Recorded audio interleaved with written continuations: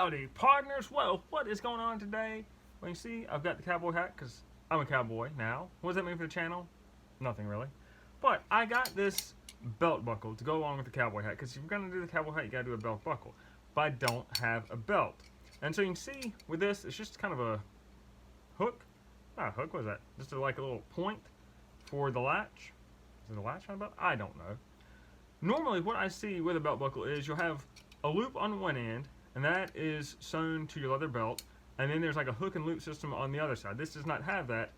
I don't see how that would stay, but what I'm thinking is I may have to bend this, or maybe it's I sew one end of the belt to this loop and then just run the rest of the belt through, and maybe that tension along with this hook will cause it to stay. Maybe I just need to heat this and just kind of bend the end of it just so it's a little bit of a hook to it. I don't know, but where do you go from there? Well, I've got this belt. I've held on to this belt for years. It was your typical hook and latch, hook and loop. I don't know what it is. Typical latch type belt, and the latch just completely sheared. It was metal, probably brass, probably not even brass. I don't know. Completely sheared. So I'm gonna use this belt and make it work with my belt buckle. So what I'm gonna do, I don't need this loop. Do I need that loop? It's a good question. Well, probably not. Because basically I'm going to have this buckle on this end here, and either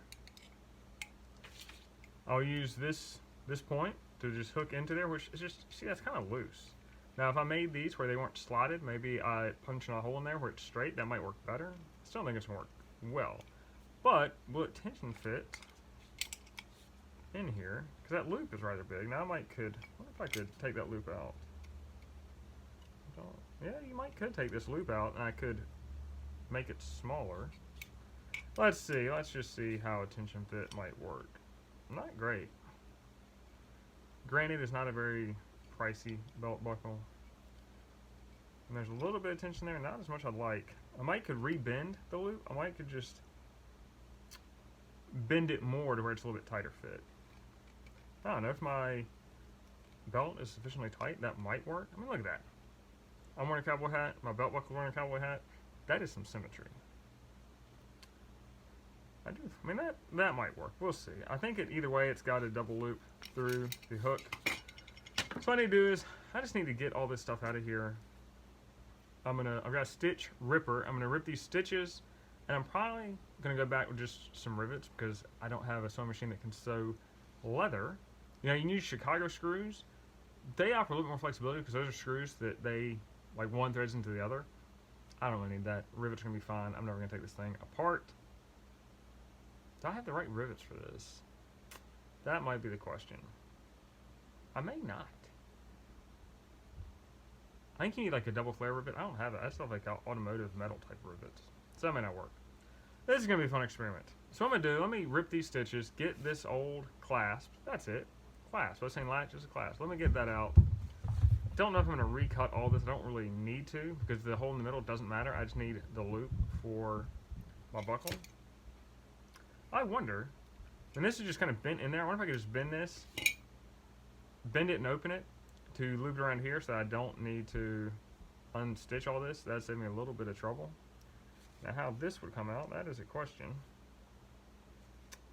Because it looks like just a steel shaft, and I don't know if this is pressed on. I don't know if I could hammer it out. Let me try that, because if I could not rip these stitches, not have to find rivets, which I don't think I have any anyway, that would make my life a little bit easier. I'm all about making life easier. But really, I really think this should have like a curve to it, and I may have to give it that curve. Do I have anything? I don't have a torch right now to heat this up. It'd be nice to make it red hot and bend it, because when you make it red hot, it's going to bend a little bit easier. I may just need to, you can see it's got like a little bit of a bend to it. I may need to crunch that down, bend it a little bit more so it works. It's a cool belt buckle. You've got cowboy, skull. I mean, I like skulls anyway. You've seen my shop. There's skull there, skull there, skull there. Skull, he's got some feathers. He's got to have some feathers, some flowers around the edges. Love that. Some rifles. He's got a snake. I mean, look at that. That is everything. Everything. All right, partner. Tell you what we'll do here. We're going to work on this belt, see if we can get the clasp out, and see if maybe we can just get the buckle on there without ripping any stitches whatsoever.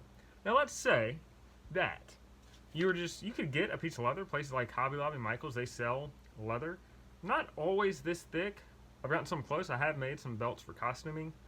I did stuff like this, and you would just fold the end over, put the loop in, rivet it, Chicago screws.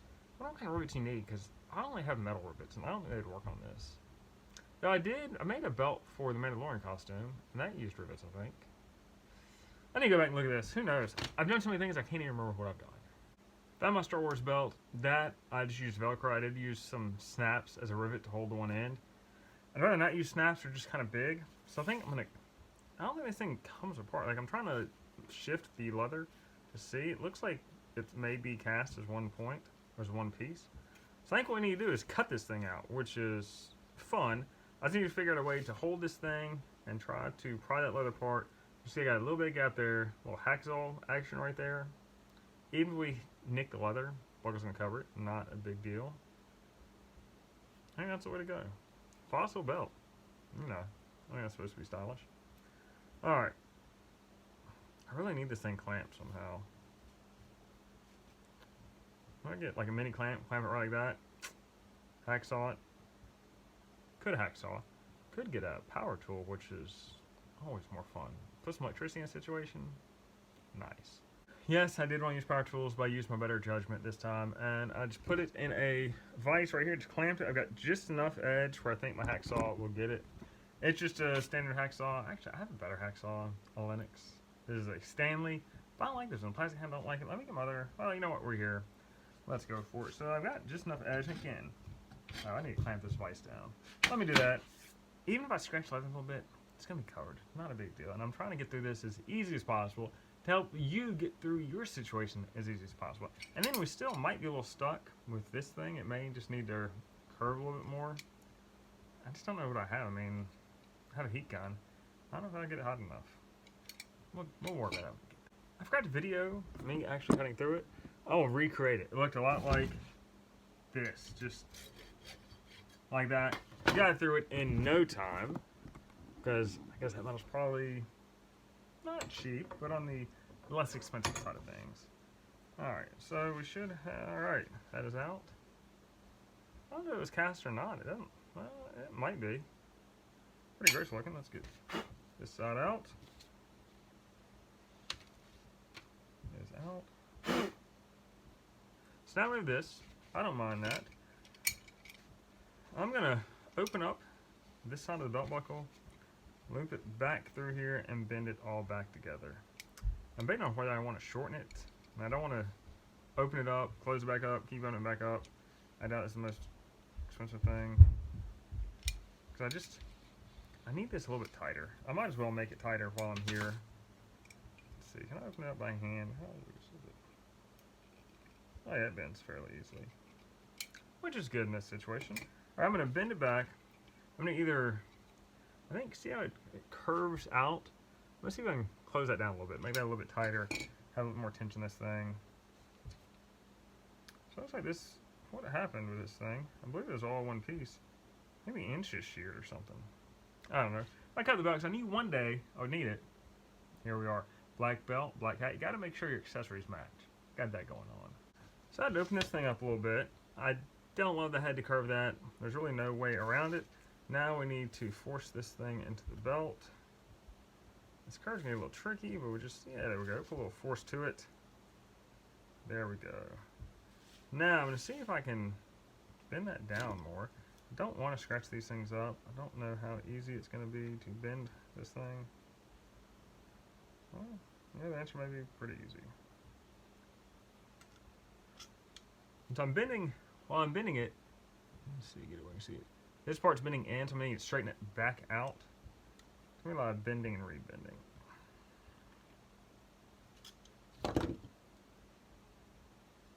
I'm curving this in, but this whole thing is wide anyway, so I think that's going to work to our advantage. So I just want to make sure I get this thing a little on the tight side.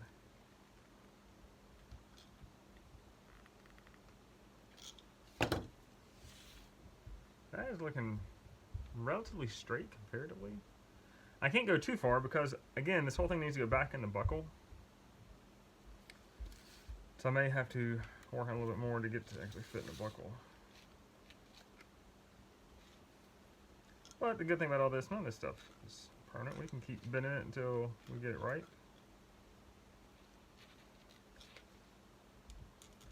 And so this has a serrated edge on the pliers. I'm trying to use the flat edge just so I don't tear up the metal at all.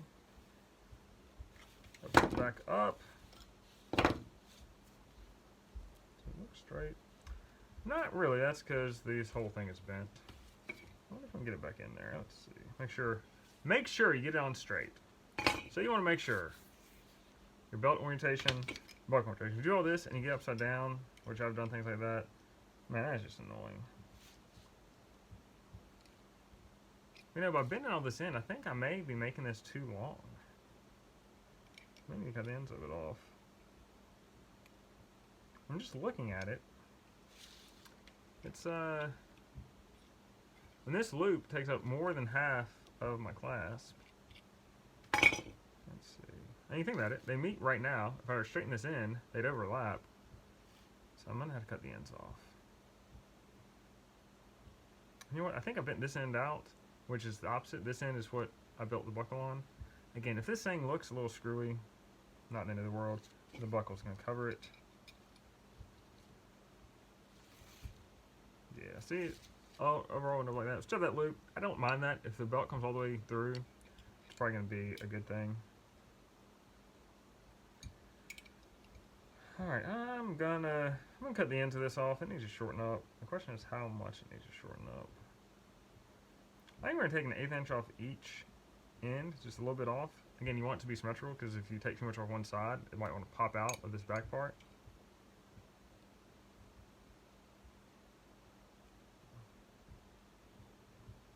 I think that's what I want. I really wouldn't mind this whole thing being shorter. Like putting this little U in the bottom, kind of shortens it all up, tightens it all up.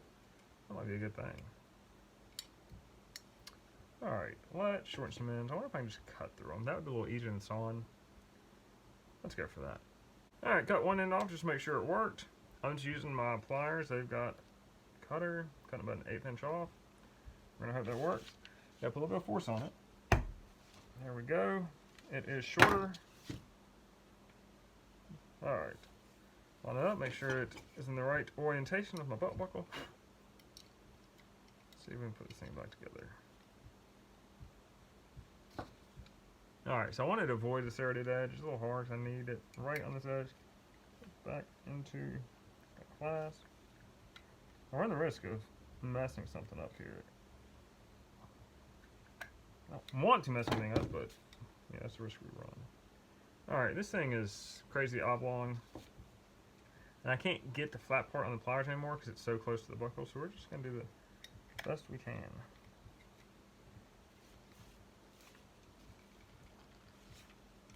Well, the little ends almost meet, which is good.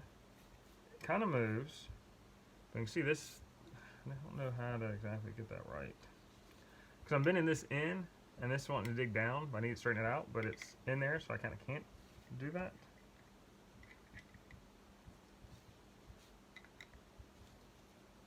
I might just be stuck on it.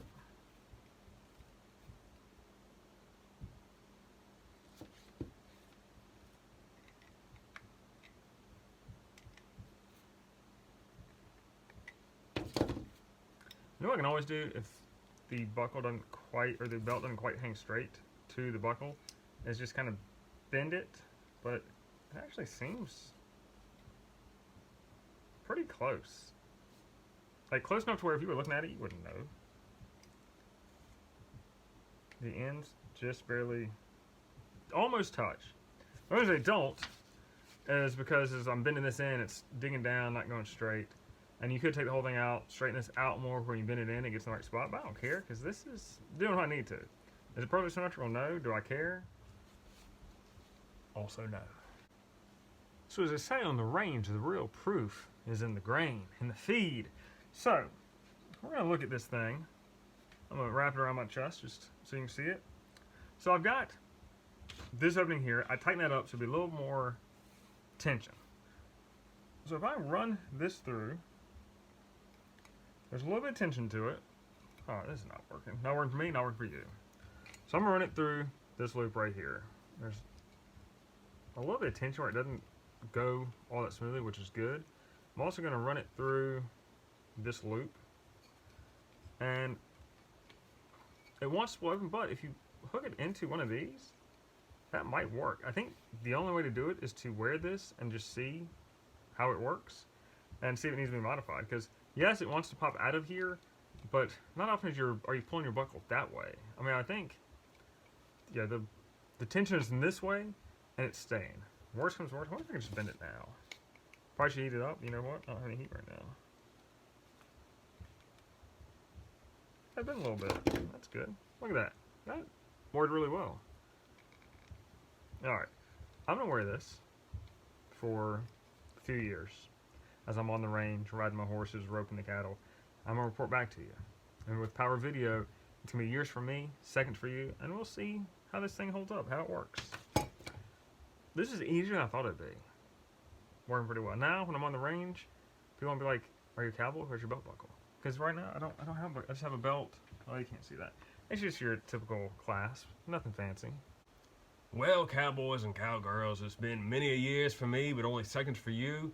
Let me tell you, I'm wearing this belt right now. You can't see it. I can't bend back far enough for you to see it, but it has worked great. Everything I did worked flawlessly. It has never come unbuckled. It has treated me well. It has treated me right, and it's carried me through all the long days and long nights on the range. So I just got to tell you what. If you need to make a belt to a buckle, well, I've showed you the way to do it, and that's the way to do it. So when you're out on the range and you get that shiny new buckle, and you're like, well, what do I do with this buckle? I don't have a belt. Now you know. Now you know what to do. You can see there's the buckle right there. I bent the hook on the end. It stays in place. No issues whatsoever. This belt, this buckle is doing its job. Now I'll see y'all out on the range. For now, I got to ride into the sunset.